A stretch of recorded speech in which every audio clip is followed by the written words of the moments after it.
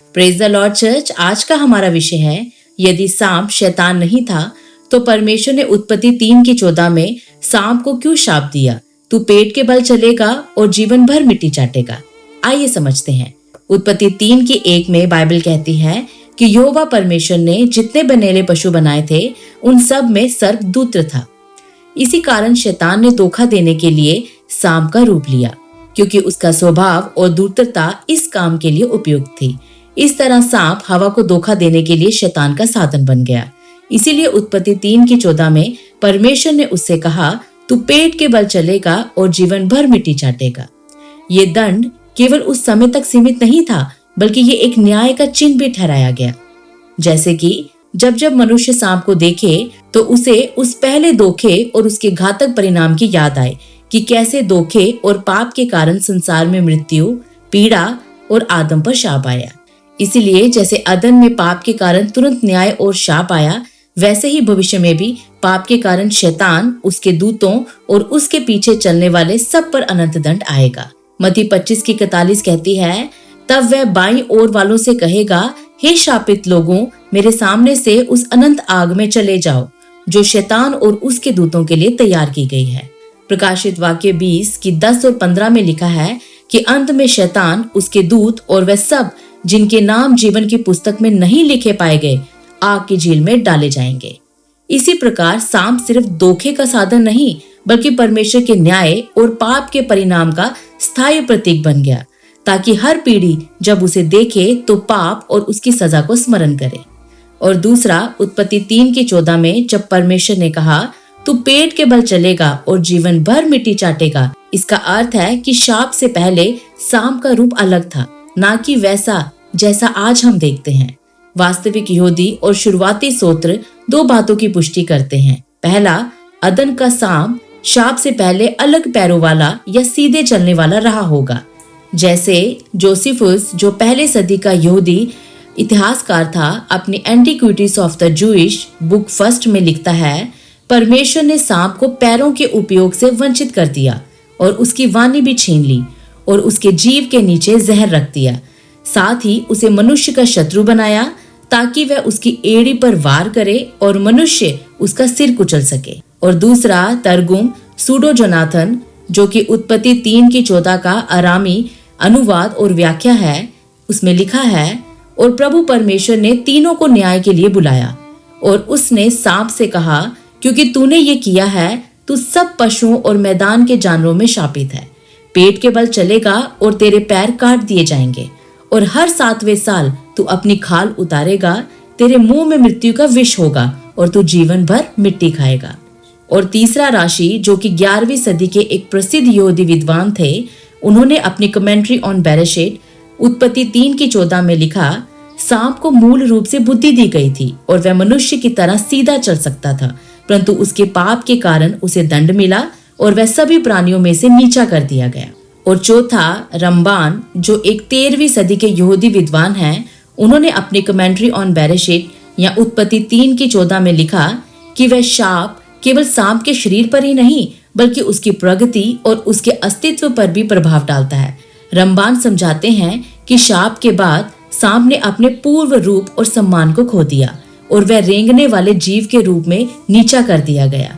इस प्रकार उसका आहार और जीवन शैली भी सीमित और शापग्रस्त हो गई। तो प्रियो, ये सब रेफरेंस इस ओर इशारा करते हैं कि सांप के मूल रूप से पैर थे, जो दंड स्वरूप छीन लिए गए।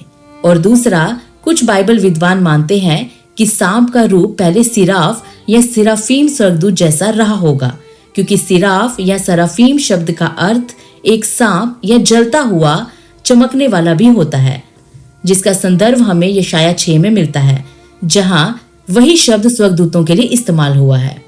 लिखा है, जिस वर्ष उजिया राजा मरा, मैंने प्रभु को बहुत ही ऊंचे सिंहासन पर विराजमान देखा और उसके वस्त्र के घेरे से मंदिर भर गया।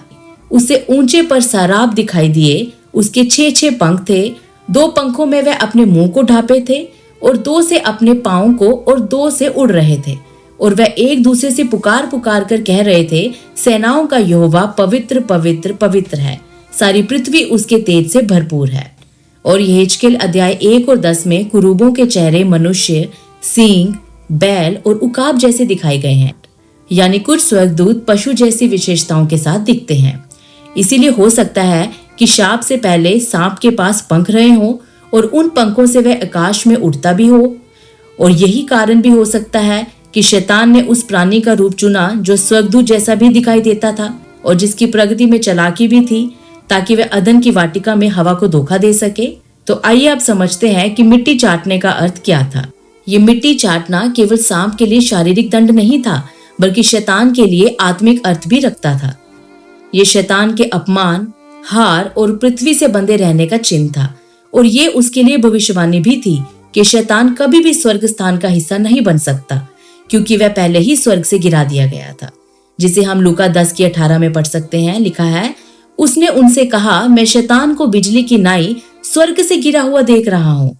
और प्रकाशित वाक्य 12:9 कहती है, और वह बड़ा अजगर अर्थात वही पुराना सांप जो इब्लीस और शैतान कहलाता है और सारे संसार का भरमाने वाला है, पृथ्वी पर गिरा दिया गया और उसके दूत उसके साथ गिरा दिए गए। और दूसरा उत्पत्ति 3:15 कहती है, प्रभु यीशु ने क्रूस पर उसके सिर को कुचल दिया। और दूसरी तरह हम कहें तो शैतान को जमीन या धूल चटवा दी या हार दिला दी, जिसका रेफरेंस हम कुलसियों 2:15 में देख सकते हैं, जहां लिखा है, और उसने प्रधानताओं और अधिकारों को अपने ऊपर से उतार कर उनका खुलेआम तमाशा बनाया और क्रूस के कारण उन पर जय जयकार की ध्वनि सुनाई। और पुराना नियम भी हमें बताता है कि मिट्टी चाटना अपमान और पराजय का प्रतीक है, जैसे कि मीका 7:16-27 में उनके लिए लिखा है, वह यहोवा हमारे परमेश्वर के भय से अन्य जातियों के लोग थरथराएंगे और तेरे डर से कांपते हुए अपने गड्ढों से निकल आएंगे। वह सर्प के समान मिट्टी चाटेंगे और भूमि के रेंगने वाले जंतुओं के समान बाहर निकलेंगे। पर अब लोग ये सवाल उठा सकते हैं कि नहीं, शैतान ने सच में सांप को वश में किया और उसके द्वारा हवा से बात की।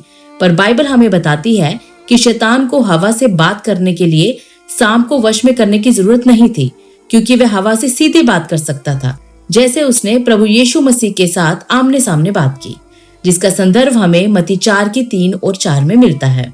लिखा है, तब परखने वाले के पास आकर उससे कहा, यदि तू परमेश्वर का पुत्र है तो कह दे कि ये पत्थर रोटियां बन जाए। उसने उत्तर दिया कि लिखा है कि मनुष्य केवल रोटी से नहीं, परंतु हर एक वचन से जो परमेश्वर के मुख से निकलता है जीवित रहेगा। और दूसरा कुरिन्थियों 11:14 में बाइबल ये भी कहती है कि वह अपने आप को ज्योतिमय स्वर्गदूत के रूप में भी बदल सकता है। तो ये साफ दिखता है कि शैतान को अपना धोखा देने वाला संदेश पहुंचाने के लिए किसी सांप की जरूरत नहीं थी, बल्कि वह स्वयं ही सांप का रूप लेकर आया और हवा से बात की ताकि उसे धोखा दे सके। प्रकाशित वाक्य 12:9 भी कहती है, वह बड़ा अजगर नीचे गिरा दिया गया, अर्थात वह प्राचीन सर्प जो शैतान और इब्लीस कहलाता है, जो सारे जगत को भरमाता है। ये सीधे तौर पर अदन की वाटिका की घटना की ओर संकेत करता है, जहां शैतान ने आदम और हवा को धोखा दिया और वहीं से पाप और पतन की शुरुआत हुई। लेकिन यहाँ एक और सवाल उठता है, यदि वह सीधे प्रभु यीशु मसीह से बात कर सकता है तो उसने हवा से सांप बनकर बात क्यों की, ना कि सीधे मनुष्य या अपने स्वर्गदूत के रूप में? ये एक उचित प्रश्न है। बाइबल हमें इसका उत्तर भी देती है। जब परमेश्वर ने आदम और हवा को बनाया तो उस बगीचे में आदम के सिवाय कोई और मनुष्य ना था जिसे हवा जानती थी, जो उसका पति और साथी था। और यहाँ तक कि कोई स्वर्गदूत भी उनसे सीधे संवाद करते हुए बगीचे में नहीं दिखता। रेफरेंस के लिए उत्पत्ति 2:20 और 22 में लिखा है, आदम ने सब जाति के घरेलू पशुओं, आकाश के पक्षियों और सब जाति के बनेले पशुओं के नाम रखे, परंतु आदम के लिए कोई ऐसा सहायक ना मिला जो उसे मेल खा सके। और यहोवा परमेश्वर ने उसकी पसली को जो आदम में से निकली थी स्त्री बना दिया और उसको आदम के पास ले आया। इसीलिए यदि शैतान किसी और पुरुष, स्त्री या स्वर्गदूत के रूप में आता तो हवा या तो डर जाती या चकित हो जाती और उसकी बात को सुनती ही नहीं। लेकिन क्योंकि वहां पहले से पशु, पक्षी, कीड़े और रेंगने वाले जीव मौजूद थे, जिसमें सांप भी शामिल था, इसलिए जब शैतान ने सांप बनकर उससे बात की तो हो सकता है कि वह आश्चर्यचकित जरूर हुई हो, परंतु उसे डरी नहीं। तो संभव है कि उस समय कुछ पशु बोल भी सकते थे, क्योंकि आदम ने सबको नाम दिया था। और शायद आदम और हवा का कुछ पशु, पक्षी, कीड़े और रेंगने वाले जीवों से बोलचाल भी होता रहा हो। आज भी हम देखते हैं कि तोता मनुष्य की तरह बोल सकता है, और उस समय तो वहां पाप भी ना था, सब कुछ दिव्य और फलदायी था। और यदि वास्तव में उस समय पशु, पक्षी, कीड़े और रेंगने वाले जीव बोल नहीं सकते थे, तो हो सकता है कि जब सांप ने मनुष्य की तरह बोलना शुरू किया तो ये हवा के लिए आश्चर्य के कारण रहा हो, क्योंकि उसने पहले कभी ऐसा नहीं देखा या सुना था। इसी ने उसे उत्साहित किया कि वह सांप की बात सुने। और जब सांप ने वृक्ष के फल और उसके लाभ की बात कही तो हवा ने जल्दी ही उस पर विश्वास कर लिया, क्योंकि उसने सोचा कि वह सांप विशेष है, इसमें बोलने की अनोखी योग्यता है और इसीलिए इसकी बात भरोसेमंद है। चलिए अब असली सवाल पर लौटते हैं। आखिर परमेश्वर ने सांप को क्यों शाप दिया? यदि सांप निर्दोष था, क्योंकि हवा को धोखा देने वाला तो सांप नहीं बल्कि शैतान था।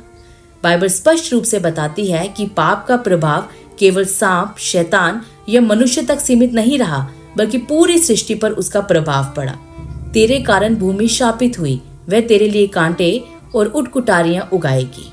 और रोमियो 8 की 19 और 22 कहती है, सारी सृष्टि अब तक कहराती और मुक्ति की प्रतिज्ञा करती है। तो उसी प्रकार सांप भी, जो सृष्टि का ही हिस्सा था, इस शाप से प्रभावित हुआ, क्योंकि परमेश्वर ने विशेष रूप से सांप का ही उल्लेख किया, ना कि सब जानवरों का, क्योंकि शैतान ने सांप के रूप का प्रयोग करके हवा को धोखा दिया और उन्हें पाप और मृत्यु के अधीन कर दिया। इसीलिए परमेश्वर ने सांप को पाप और छल का प्रतीक बना दिया। और जब वह भूमि पर पेट के बल रेंगता है तो परमेश्वर के द्वारा शैतान के न्याय का भी चिन्ह है। परंतु फिर भी हम देखते हैं कि हमारा प्रभु एक प्रेम करने वाला परमेश्वर है, जिसने हमें और सारी सृष्टि को छुड़ाने के लिए प्रावधान किया। गलातियों 3 की 13 कहती है, मसीह ने हमें व्यवस्था के शाप से छुड़ाया और हमारे लिए श्रापित बना, क्योंकि लिखा है, जो कोई काठ पर टांगा गया वह श्रापित है। तो प्रियो, जैसे हम शाप से मुक्त हुए हैं, उसी प्रकार एक दिन सारी सृष्टि भी मुक्त होगी, जब परमेश्वर नया आकाश और नई पृथ्वी रचेगा और स्वयं हमारे साथ वास करेगा।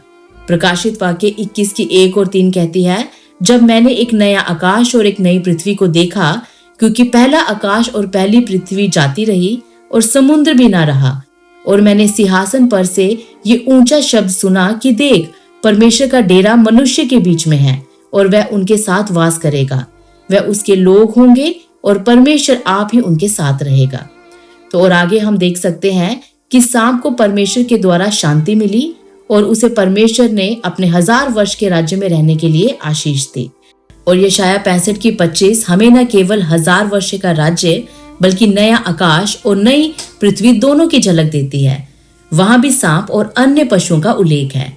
लिखा है, भेड़िया और मेमना एक साथ चरेंगे और सिंह बैल की नाई भूसा खाएगा और सांप का आहार मिट्टी ही रहेगा। वह मेरे सारे पवित्र पर्वत पर ना तो किसी को हानि पहुंचाएगा और ना किसी को सताएगा। यहोवा का ये वचन है।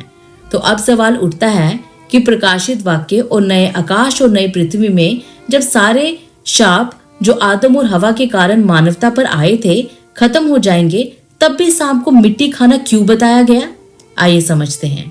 यहाँ मिट्टी खाना सांप की डाइट या भोजन के बारे में नहीं है। आज हम सब जानते हैं कि सांप मिट्टी नहीं खाता, बल्कि उसका आहार चूहे, मेंढक, पक्षी, अंडे और छोटे जीव जंतु हैं। बल्कि इसका आध्यात्मिक और प्रतीकात्मक अर्थ है। सांप जब शिकार करता है तो वह पेट के बल रेंगते हुए जमीन पर चलता है। इस दौरान उसके मुंह और जीभ पर धूल लगती रहती है। इस कारण मिट्टी खाना एक पतन और अपमान का चिन्ह है। यह प्रतीक इस बात को दिखाने के लिए बना रहेगा कि शैतान और उसके अनुयायियों का अंत सदैव हार और नीचता ही होगी।